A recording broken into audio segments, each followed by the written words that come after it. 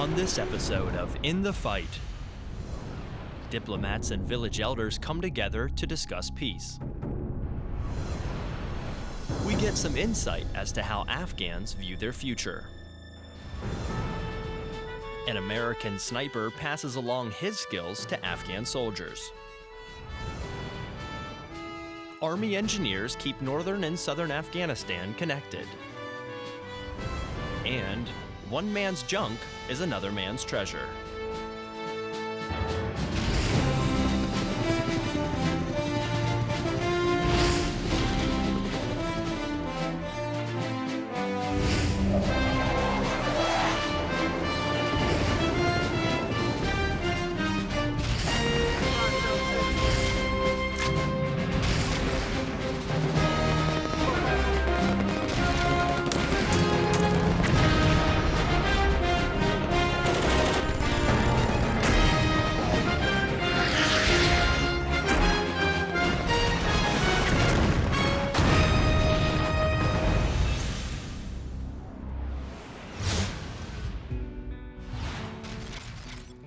A jirga is an assembly of elders who make decisions by consensus. This traditional process of mutual negotiations develops a commitment shared by the community and is an important political pillar of the civil system throughout Afghanistan. Marine Sergeant John Jackson attended a recent jirga in the town of Sangin and brings us this story. Sangin, a small community located next to the Helmand River, has been a notorious insurgent stronghold throughout the past several years. However, U.S. and coalition forces, along with their Afghan National Security Forces counterparts, have worked diligently to rid the area of the enemy and enemy supporters. During the Sangin Peace Jirga, government officials had a chance to speak with village elders about peace agreements and how peace will be achieved, not only in the district, but throughout Helmand Province and Afghanistan. It needs to be shaped around three principles: the renunciation of violence, breaking ties with international terrorism, and respect for the Afghan constitution. The Peace Jirga was another example of gains accomplished throughout Helmand Province and Afghanistan since the start of Operation Enduring Freedom.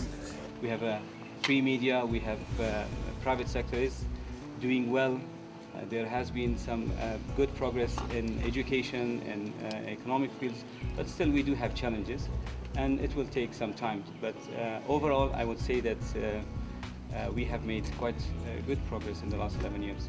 In addition to economic and education gains made throughout the country, the security of Afghanistan has seen drastic improvements. Not only has security progressed, ANSAF have taken the lead of security operations in many areas throughout the country. The successful Peace Jirga gave village elders the ability to speak to diplomats from their government as well as diplomats from the international community. And it gave the government officials a first-hand view of the progress being made in the once insurgent hotbed of Sangin. Reporting from Sangin District, Afghanistan, I'm Sergeant John Jackson. We hear the same patrol story time and time again. Soldiers recently took part in a foot patrol, or Marines patrol a small town in southern Afghanistan. In fact, we've covered many of these stories, but after a while, one starts to wonder just how effective these patrols really are. Army Specialist Matt Kazera shows us in this report. Foot patrols are nothing new for the soldiers of the 1st Platoon Bravo Company of the 117th Infantry Battalion. Throughout their deployment to Kandahar Province, the soldiers have left the confines of their base, known as HR2, on an almost daily basis. And it was on these missions that the platoon would find themselves fighting insurgents or removing IEDs from the surrounding villages. Yet, as a sign of progress made in recent months, the patrols have become increasingly quiet. I mean, we've seen a lot less Taliban or insurgent influence in the area. I mean, we haven't taken contact in a couple months around here. The IEDs, there hasn't been as many new been put in, and we've actually seen a lot of locals starting to return to the villages around this area. With increasing security in the area surrounding HR2, the missions of 1st Platoon have begun to take on a new image. Rather than fighting insurgents, the soldiers have been able to build relationships with local villagers. During a recent mission, the soldiers even offered candy to local children as their elders spoke about the concerns of the village. And while 1st Platoon has helped to bring peace to this part of Afghanistan, they know their work is far from done. Reporting from the Zare District, Kandahar Province, for the 2nd Brigade, 2nd Infantry Division, I'm Army Sergeant Matt Kazara. The war in Afghanistan has been going on for more than 11 years, and according to multiple sources, more people are leaving the country than are moving in. NATO Channel correspondent Ruth Owen tells us about a new survey that has given some insight into how Afghans view their future. Optimism about the future is increasing in Afghanistan. Over half of Afghans think the country is moving in the right direction. The Asia Foundation's 6th consecutive annual survey is widely thought to be the most comprehensive and representative collation of Afghan thought. Nearly 6,300 Afghans were questioned on a wide range of topics that are critical to the future of Afghanistan, such as security, the economy, political participation, and women's rights. The Afghan survey is now recognized. Asia Foundation Deputy Country Director Abdullah Ahmadzai revealed that Afghans felt more secure than in the past, with a drop of 6% since last year in the number of people experiencing violence or crime. But he emphasized that there was still work to be done by both international and Afghan governments to fully understand the needs of the country. We still see people expressing grave concerns with regards to access to education, with regards to public services in general, with regards to security, women's rights, and governance as a whole. Insecurity topped the worries of most Afghans, but unemployment and corruption were also concerns, especially on a local level. However, the survey showed that confidence in central government was up, with 75% giving it a positive assessment, and more Afghans than before are taking disputes to government legal institutions, giving a roughly 50-50 split between state judges and local shura mediation. With a largely rural and remote population, it can be hard to gauge opinion in Afghanistan outside of urban centres. But what the survey reveals is that, just like the rest of the world, jobs, education, security and public services are key to the Afghan pursuit of a better life. Ruth Owen in Kabul for the NATO Channel. Hi, my name is Specialist James Jolly with the 101st Airborne Division Air Assault, stationed at Fob Fanti, Afghanistan. I'd like to say hi to my wife Christina and all my family back home. Miss you all, be home soon. This is Tech Sergeant Morrow serving in Camp Leatherneck, Afghanistan. I'm from Littleton, Colorado, and I just wanted to give a shout out to my daughter Amelia, who just turned 4 years old, and all my family and friends in Littleton, Colorado. My name is Corporal Christian Lopez. I'm a heavy equipment mechanic with MWS 373 here at Camp Leatherneck, Afghanistan. Just want to send a shout out to all my friends and family back home in Los Angeles, my wife Jessica, my son Jaden. Hi, my name is Staff Sergeant Erica Benford, currently serving in Helmand Province, Afghanistan with 2nd CEB. And I wanted to give a shout out to all my friends and family, especially Siani, Milan, and Jamai in Riverview, Florida. Thank you, bye. Coming up, an American sniper passes along his skills to Afghan soldiers. And Army engineers keep Northern and Southern Afghanistan connected. Check out dvidshub.net for the latest accurate and reliable information as In the Fight continues. What was the nickname of famous Marine sniper Carlos Hathcock? The answer when we return. With the new Military 24/7 app from Divots, you turn your favorite mobile device into a window to the front lines. Connect with your nation's finest men and women through our video and photography archives and stay up to date with news reported directly from service members. Quickly share information and breaking stories with friends via Facebook, Twitter, or email. News, photos, video. Your military 24/7. From combat-related stress to the day-to-day stressors of life. This package is going to be completed. This is the 4th time this week. Stress can affect every Marine and Marine family. The De-Stress Line provides anonymous counseling for Marines and Marine families when it's needed most. If you're feeling the effects of stress, call today and let us help you win your personal battles.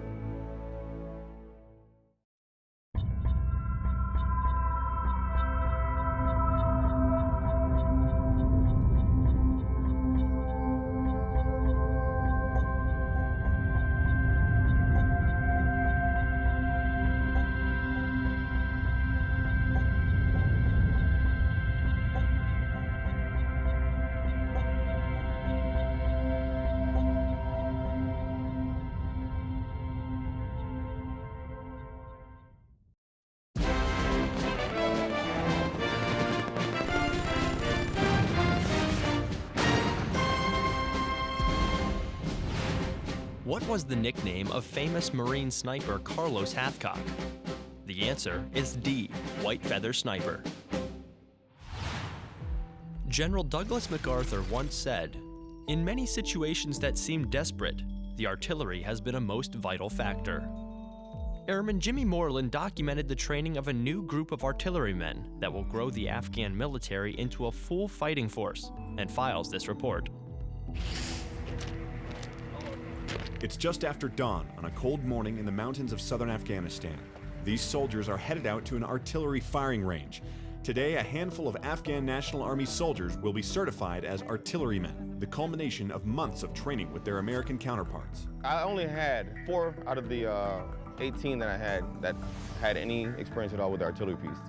And we went from pretty much crawling to running today, and they responded really well. The Afghan soldiers prepare the guns and munitions for firing. They're in the driver's seat, while the Americans observe and advise. One on that side, one over here. These guns haven't been fired for a long while, so the first round from each is triggered from a safe distance in case something goes wrong. The guns are ready, and the fire missions begin streaming in over the radio. The Afghan soldiers get to work, sending dozens of high-explosive shells to a practice target miles away. They did very, very well. To be honest, I couldn't expect any better. I mean, they did great. The American mentors are aware of the potential impact their Afghan colleagues will have. Artillery is only seconds away. Like, if the infantry's in trouble and they need help right now, artillery can send, they can send artillery and they can cover miles in seconds. Another thing is, with these guys, I expect them to not only be able to shoot and support infantry, but also be able to teach other artillery, so their artillery corps grows. And with partner nations looking to hand over security operations to Afghanistan in the coming months and years, these guns and the soldiers behind them are a sure step toward an all-Afghan fighting force. Airman Jimmy Moreland, Southern Afghanistan. A sniper gives a platoon the ability to spot, identify, and engage the enemy at long distances. While working alongside Afghan soldiers, one American sniper passed along his skills in order to give them an advantage in the volatile mountains of Kunar Province. Marine Sergeant Jimmy Shea files this report. At Outpost Stallion in the mountainous Kunar Province, the Taliban attack multiple times a week.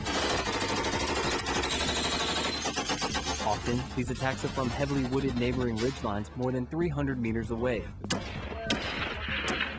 And having a sniper on your side provides an advantage over the enemy. I saw one of the guys come in with M24. It was pretty new, so I figured he hadn't shot it. I decided to train him up on it so he could teach his other soldiers and they could benefit their unit.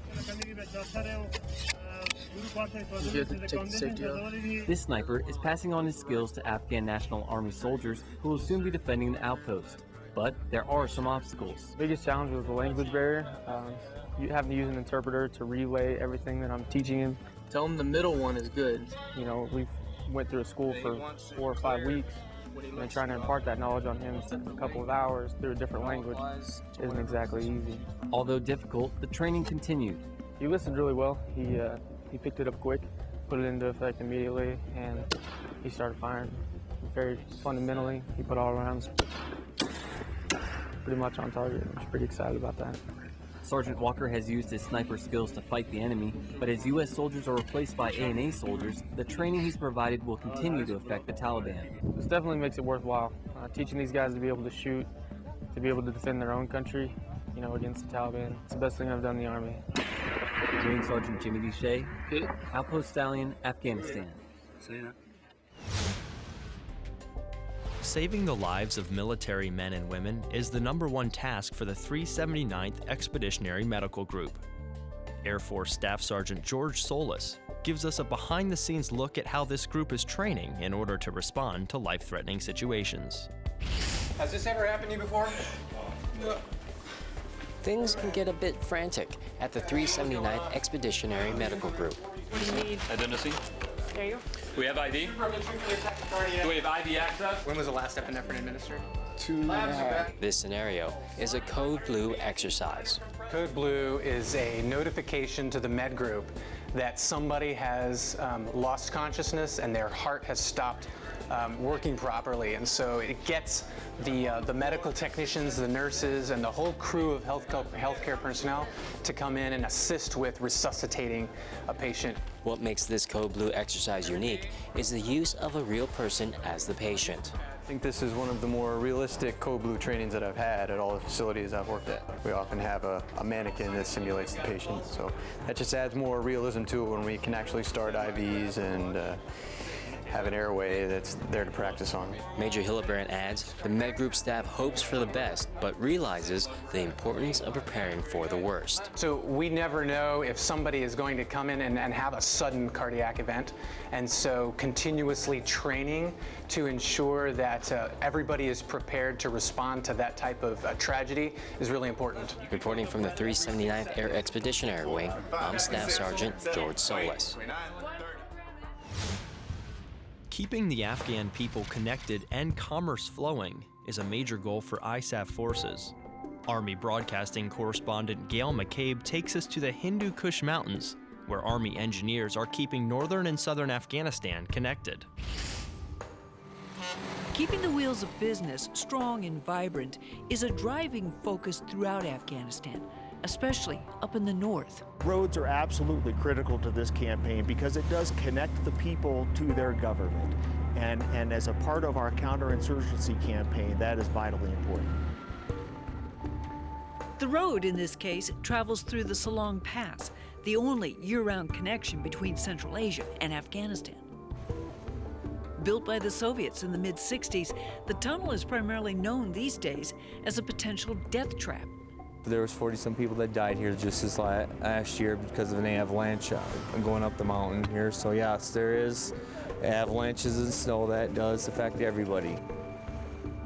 16 Army engineers, in partnership with the Afghan Ministry of Public Works, are here to make it safer. Our project is to repair it so that it is passable to get through winter till they decide to redo the whole tunnel. It is a challenging project. It's like Pandora's box. When you open it up, you don't know what you're getting into. We had rebar coming up one way or another. We found an old car bumper buried in there. It was quite interesting. The tunnel itself is just over a mile in length, cutting through the mountains from 12,000 feet at the top to 8,000 at the southern end. In the past 11 years, countless roads and highways have been created, repaired, and restored throughout the country. Roadways of opportunity. Gail McCabe, Afghanistan. Hey, I'm Sergeant Jeff Seipel, stationed at Kandahar, Afghanistan. I just want to say hello to my mom and dad, Frank and Sherry Seipel, and also to my beautiful wife and daughter, Sarah and Sadie.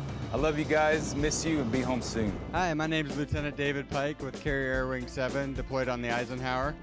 I'd like to say hello to my wife Libby and my daughters Sarah and Megan. I love you very much. Hi, I'm Staff Sergeant John Lytle with 4th Brigade, 1st Cav in Afghanistan.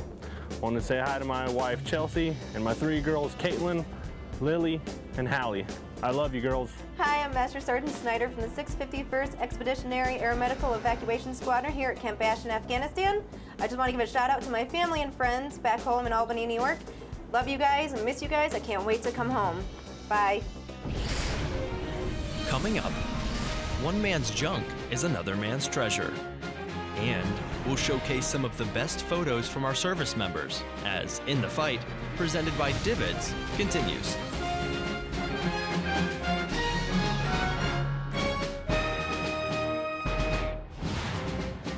What is a KC-135? The answer when we return. I want to give a shout out to my family and friends. I want to send a shout out to my husband, to my parents, my family back home. I'd like to give a shout out to my girlfriend. To my family and friends in Lansing, Michigan. To my family out in Tucson, Arizona. To my beautiful wife and children in Des Moines, Iowa. To everybody in Texas. In York, Pennsylvania. Colorado Springs, Colorado. Chicago, Illinois. Harrisonburg, Virginia. Orlando, Florida. Oceanside, California. And Fort Leonard Wood, Missouri. I love you guys. I miss you. And I hope I'll see you soon.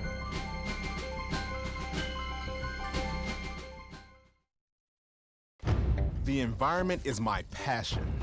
Every day, I live for the outdoors and all of its challenges. That's why I enlisted in the Coast Guard. Now, I serve to protect the environment and defend my country.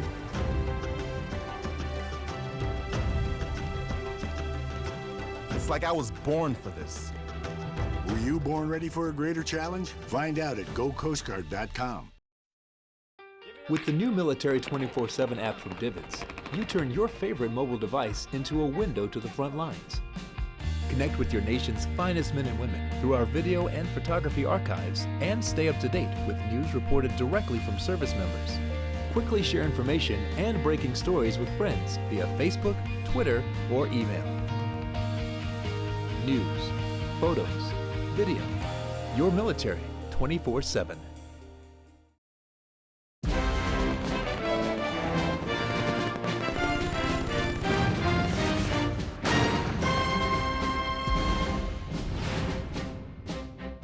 What is a KC-135? The answer is B, Air Force tanker aircraft. With cuts to military spending underway, the U.S. military is constantly looking for ways to save taxpayer dollars. Army Material Command correspondent Joseph Givens takes us to a facility that has been saving the government millions of dollars each year. For a little rubber shop in northeast Texas, Army Material Command's Red River Army Depot is truly unique. It's the only facility in the Department of Defense that takes run-down tires from military vehicles and makes them new again. We would like to think of ourselves as the recapper of the Army. If it's on road wheel or if it's on track, we can do it right here. Since 1953, the depot has produced nearly 250,000 track shoes and over 50,000 road wheels. When it comes back to the unit, usually it's in pretty bad shape. We'll see cracking and actually chunks of rubber missing from either track or road wheels. It's not a small task. A single tire from a Bradley fighting vehicle being rebuilt from start to finish can take roughly 4 hours to fix. With Red River's state-of-the-art facility, they can rebuild tires for up to 9 Bradley vehicles per day. Basically, we're going to take it, we're just going to refurbish it, put new rubber back on the insert, and send it back to it, saving thousands or literally millions of dollars a year to the units in the Department of the Army. Not only is Red River saving the Department of Defense millions, they're doing it while also being environmentally conscious. Instead of that rubber being cut off or skived off and thrown in a landfill, we're actually burning that up inside the fluidized bed so nothing actually goes to the landfill. And then any parts that may wash out, we're going to refurbish those and they'll actually turn into castings that'll be melted back down for steel again. As the Army evolves, the Army Material Command is making sure its depots and facilities are changing to meet their demands. From AMC, I'm Joseph Givens. If the saying, "one man's junk is another man's treasure" is true, then forward operating base Sharana in Afghanistan is one massive treasure chest. NATO Channel correspondent Ruth Owen explains in her story. Used batteries, gas canisters, camouflage netting, even treadmills. Over a decade of equipment to be sorted, processed, recycled, and redistributed in what could be the world's biggest junkyard. Just think we've been here 10 years now, so there's been a lot of accumulation of equipment. There's bee huts. Originally there were tents. So it's a lot of construction and improvements to the country, things that we've brought and then things that the Afghan partners have assisted us in building as well. As US military bases either close or are handed over to Afghan forces, excess equipment is channeled through what the Americans call retrosort or retrograde yards, where it's either donated to Afghan security forces, put back into the Army system, or shipped back to the United States. As you see, there's vehicles and traffic, soldiers walking in and around. It can be chaotic, but it's controlled chaos. The process goes where if a base is being closed, they will go out to our base, our COB, make an assessment to see what is available there, what we can give to the Afghanis, or what we can bring back into the Army system and make sure we can save some tax dollar. 100 containers or connexes a week from COPs or combat outposts are opened here by over 100 personnel working 24/7. Then there are soldiers and contractors visiting every day, hoping to pick up something for free. For Lieutenant Rose, saving money is the key to his work. That means every item must be individually priced. If it's under $25, he'll make sure it's reused in country. We will not send it back to the United States in a connex which can cost over $15,000 just to ship toilet paper or print cartridges. Responsible drawdown also means the US must dispose of hazardous materials and faulty ammunition, which could hurt soldiers and civilians alike. This is done through carefully controlled explosions. Oh yeah. But in the end, it's all part of a process through which Afghan forces are expected to take responsibility for their own operations and ISAF forces to transition to a mentoring role, something which soldiers on the ground say is already happening. This is Ruth Owen in Afghanistan for the NATO channel. DVIDS is a 24/7 operation that provides a timely, accurate, and reliable connection between the media and the military serving worldwide.